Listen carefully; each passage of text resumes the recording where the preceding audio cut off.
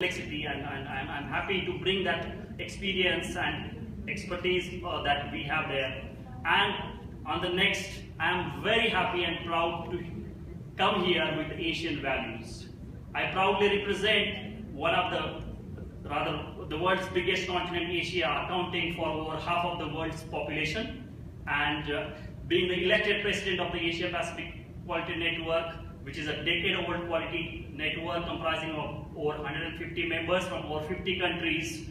I think this is a great occasion of working with APQN. And it's a rich and diverse region. You know, we have developed countries like Japan and South Korea, and huge developing economies like China and India, whereas we have small states like Bhutan and Laos who are just struggling, who are just trying to have their first quality assurance agencies. I think this I am blessed with strong support of colleagues from Asia Pacific. All of them, Dr. Rujani is there, Eddie is there. There are so many people from Asia who have been supporting us at APQN, and all of them have expressed strong commitment to contribute to INQAAHE now in their new capacities. So I think I bring to the INQAAHE family rich experience and support of this Asia Pacific QA community. And while claiming to be proud about my Indian or Asian origin, I don't want to be a fanatic of regionalism. Because I strongly believe in what Lord Buddha has said. And Lord Buddha has said, in the sky, there is no distinction between East and West. In the sky, there is no distinction between East and West. People create distinction on their own minds and believe them to be true. So I think in INQAAHE, we bring everything together. And finally, I would like to say that I am blessed by you. I am blessed by support of all of you. It is last not but the foremost. I stand here as someone to whom INQAAHE community around the world have reposed its faith through their votes. I don't claim to be leader of INQAAHE. I would never want to be the leader of INQAAHE, but I can proudly claim to be someone who is blessed to represent aspirations and dreams of higher education quality community around the globe. INQAAHE has been already doing a great job under the able leadership of the presidents, and I'm very happy and proud that 4 presidents are present here. Only one probably is not there, but all the 4 presidents and very many board members who have contributed to the INQAAHE for several years, they are present here. So I think I'm blessed with all the work and the legacy that we have. And I remember that I had reached out each one of you. I had written personal mails during this election to all of you, and shared my some of views and thoughts, and I had received overwhelming response. I think most of the people responded to me, gave their comments, and said that yeah, that's a wonderful idea. And I had posed the question, can we make a difference? And your response, a very overwhelming response was, yes, we can. And with that response, I stand here today, and I am going to present few things which I call as the new initiatives, and which were already presented to you during my mails and other things. And I believe, as it is reflected from the votes, that you have your kind of support for these things. But formally also, I want to propose these initiatives to you and get your feedback, get your ideas, and not only feedback and ideas, we want people. We want people to work for the board. Board is a small, we are a strong community of 275 members, and board is just 7 to 8 people. And many of us would be busy in our own lives, in our own agencies. Each one of us is employed by already some agency. So we are going to be very busy as well. So we need a lot of hands.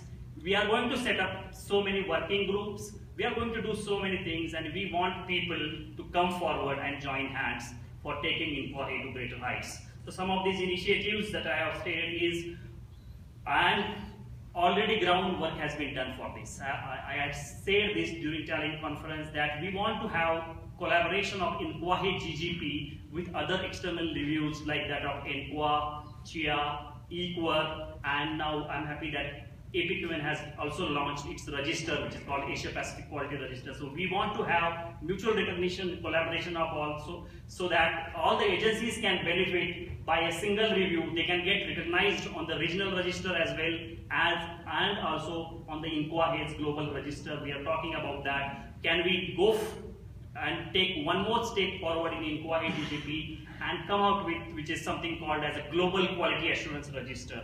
I think this is one initiative that we will be taking up and which is already made some good progress. With the groundwork has been done, and Maria has agreed to work with Carol to take these things forward.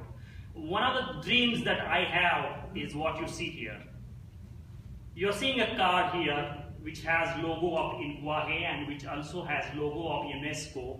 And I have been thinking, like, you know, it may sound little naive to you, but I have been always dreaming and asking question to myself, if with this logo of Visa and MasterCard, a credit card of any bank, there are hundreds and thousands banks around the world, that credit card gets accepted. What is that, you know? Why can't we have something INQAAHE stamp or UNESCO stamp for the qualifications for the students, so that immediately that qualification is accepted worldwide? This is a large dream. It may not be, I know that it cannot be achieved in 2 years, 3 years, 5 years of span. My period of presidency will be over by that time. But I think we should work towards a larger vision that coming 10 years, we should reach a goal where INQAAHE will have that credibility, that with its seal, the qualifications will be considered as the worth and credible qualifications. And for that, I think we need to do a lot of work. I had requested Mr. David from UNESCO to be here. I hope he's here. Anyway, we'll be in touch with him, and we want to work with UNESCO, because UNESCO also has similar kind of initiative.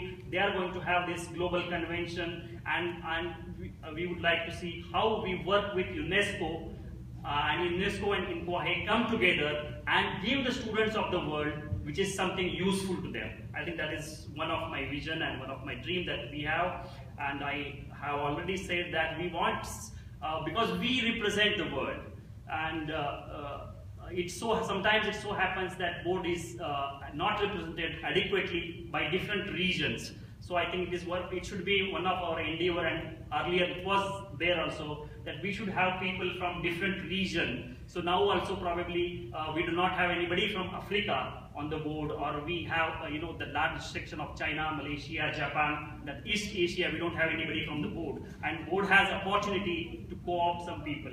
So in future also we will, in consultation with board, endeavor that we try to have different regions people on the board. I think that is something what I want to have. And one new initiative that I would like to propose is to set up INQAAHE Quality Awards. We have set up APQN Quality Awards 3 years before, and to mark the 10th anniversary of APQN, and it has been a huge success.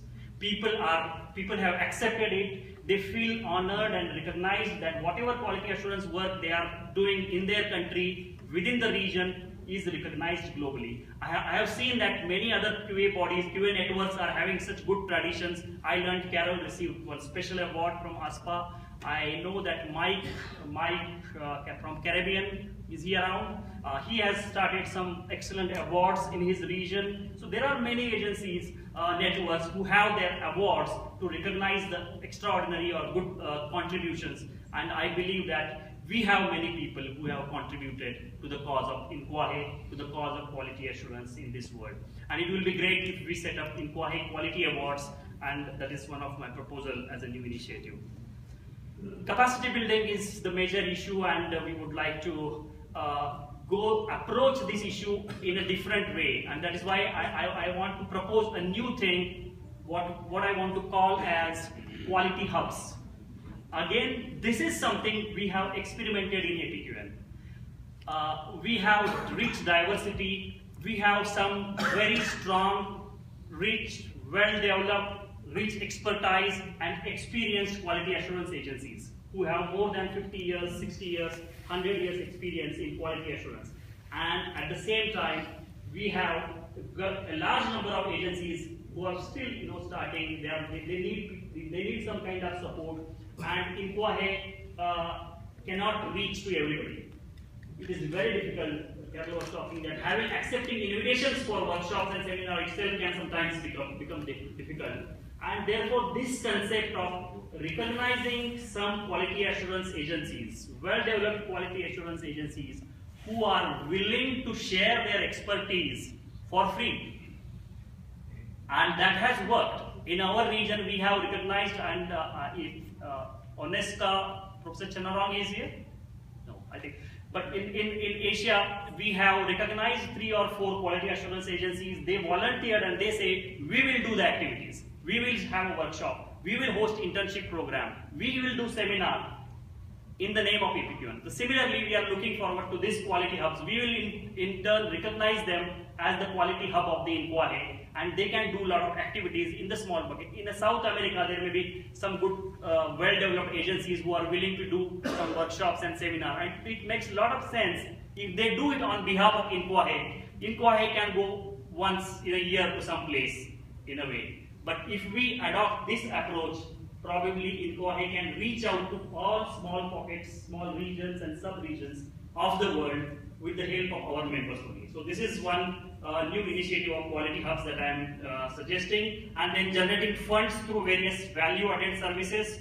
Our brand is one of the most trusted brand. We have heard it from many people. We know that INQAAHE is the most trusted brand when it comes to quality assurance in higher education.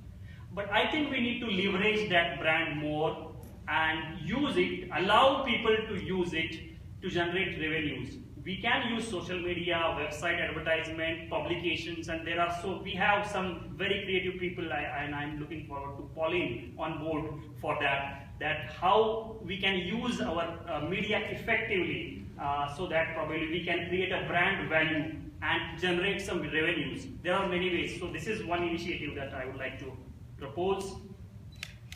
And another thing was about having global quality information portal along with UNESCO, because that is a dire need.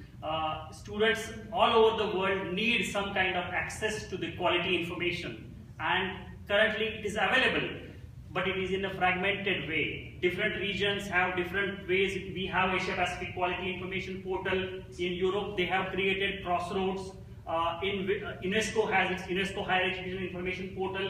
At different places, this information is scattered, and students are at loss.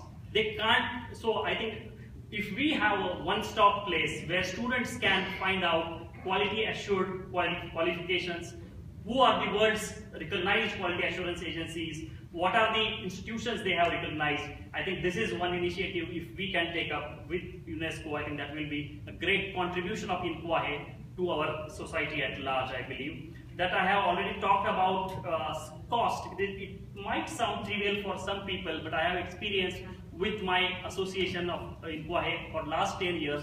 There are many people out here who can't afford huge registration fees of 700, 800, 900. I remember once I decided not to attend one conference because registration fees was $900.